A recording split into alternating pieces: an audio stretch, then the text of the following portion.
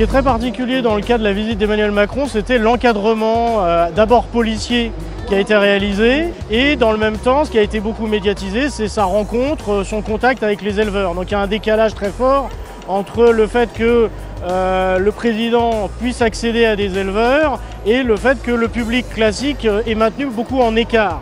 Ça s'explique par le risque terroriste et la crainte d'attentats. Ça s'explique aussi par des logiques d'encadrement de la parole, c'est-à-dire qu'on laisse accéder certains types d'éleveurs pour parler au président. Donc il y a une forme de sélection qui s'opère. Ce sont beaucoup des élus syndicaux, des jeunes agriculteurs, donc des représentants du monde un peu syndical, qui sont des agriculteurs bien particuliers.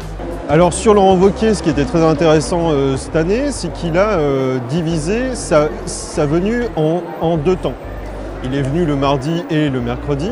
Le premier jour était vraiment tourné vers les médias, vers en fait la ruralité, vers en fait les bêtes. Il est vraiment passé dans le hall 1 qui est celui donc de l'élevage. Il est allé ensuite dans le hall 3 qui est celui des régions.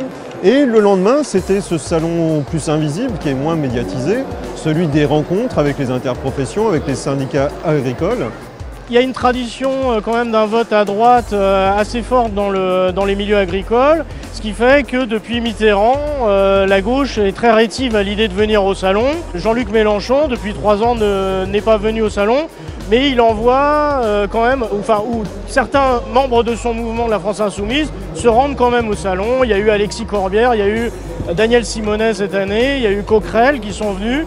Donc on ne peut pas parler d'absence de la France Insoumise, mais formellement, les insoumis veulent mettre en avant le fait qu'ils sont sur une autre agriculture. Dans leur refus de venir au salon, c'est une politique particulière qu'ils mettent en place.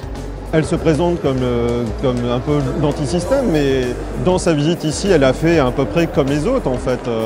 Elle est venue dans le hall 1, elle a parlé aux éleveurs, elle a peut-être d'ailleurs moins approché les bêtes que d'autres hommes politiques.